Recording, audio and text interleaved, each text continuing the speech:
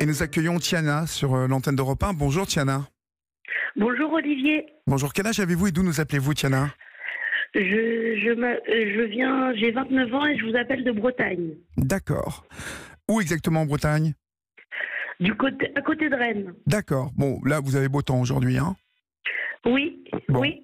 Et Rennes, une bien belle région. Alors au collège, Tiana, vous vous sentiez différente, comme si vous ne reconnaissiez pas dans ce monde, vous n'y trouviez pas votre place, vous aviez des idées noires, des difficultés à vous ouvrir aux autres et être pleinement présente, comme vous le dites, c'est ça? Oui, c'est ça. Et comment ça se traduisait en fait? C'est lorsque vous regardiez les autres que vous vous sentiez exclu d'une certaine réalité? Que ressentiez-vous exactement? J'avais le problème, je me repliais sur moi-même et je n'allais pas vers le contact des autres parce que ça me faisait peur et je me trouvais pas à ma place en fait. Mmh. Et ça vous inquiétait bien sûr de ne pas vous trouver à votre place? Oui, oui, ça m'inquiétait et je me demandais comment j'allais faire pour trouver ma place. Mmh. Alors ça a commencé, comme on l'a dit, très jeune, hein. Vous avez fini par consulter, mais à quel âge en fait vous avez commencé à consulter? Quand j'avais déjà vers 9-10 ans, je consultais déjà quelqu'un. D'accord. À cet âge-là, on vous a dit que vous étiez en dépression, à 9 ans. Hein. Est-ce Oui. que vos parents ont été éclairés par ce diagnostic? Est-ce que vous compreniez, vous, du haut de vos 9 petites années, ce que ça voulait dire être en dépression? Non, je comprenais pas ce qui m'arrivait, je comprenais pas ce que ça voulait dire et je savais moi-même pas comment gérer ce mot-là et qu'est-ce que ça voulait dire quoi. Mmh. Comment est-ce que ça se passait au quotidien, là, à 9 ans, quand on ne se sent pas à sa place, quand on sent que voilà, on est à côté de la réalité, on ne comprend pas tout en fait. On le vit comment? On est exclu par les autres? Enfin, les autres vous montraient qu'ils vous excluaient? Oui, parce qu'ils étaient tous en petits groupes et moi j'étais toujours toute seule quoi en Ah fait. ouais. Mmh.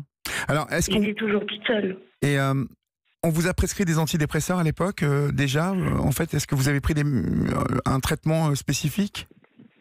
À l'époque, j'avais passé par l'homéopathie, ça marchait pas. Ouais. Et puis après, on m'a donné des antidépresseurs pour aller mieux. Mmh. Est-ce que ça vous a fait du bien, ça?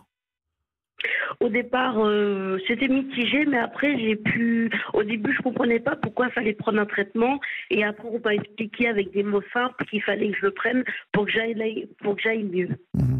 Alors, bien évidemment, on vous disait à l'époque que c'était une dépression.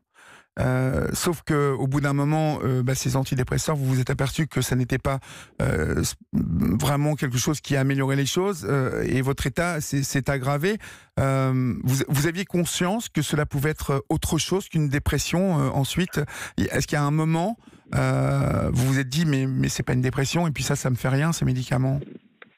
Oui, j'ai compris ça quand j'étais au collège, lycée, que les antidépresseurs ne marchaient pas, il y avait quelque chose d'autre. Même je me trouvais étrange comparée aux autres et je voyais qu'il y avait quelque chose qui n'allait pas en fait. Mmh. Et comment échangez-vous avec vos parents sur votre ressenti? Parce que ça doit être compliqué de trouver les mots pour voilà, dire je ne me sens pas à ma place. Voilà, j'imagine lorsqu'on a 11 ans, 12 ans, 13 ans, c'est compliqué, non? Vous en parliez avec Oui, vos parents un peu? j'en parlais pas forcément et en fait, au lieu de parler, je faisais des choses qui me mettaient en danger et c'était comme si un signal d'alarme en fait. Mmh. Vous faisiez des choses du type quoi? Vous vous mettiez en danger comment? Bah, je, Si ça vous gêne, ne me dites pas. Hein. Je vous demandais, est-ce que vous aviez des comportements à risque, c'est-à-dire traverser la rue Oui. sans regarder, monter sur des Oui, murs? des choses comme ça, oui. D'accord, Oui, des d'accord. choses comme Ok, ça, oui. d'accord. En 2010, on a fini par dire que vous étiez atteinte de troubles schizophréniques. En 2010, donc vous aviez quel âge exactement? En 2010, j'avais 17-18 ans, un truc comme D'accord. Cela vous a fait peur d'entendre parler de troubles schizophréniques? Ah oui, au début, ça m'a fait peur. Je me suis dit, mais qu'est-ce que c'est que ça?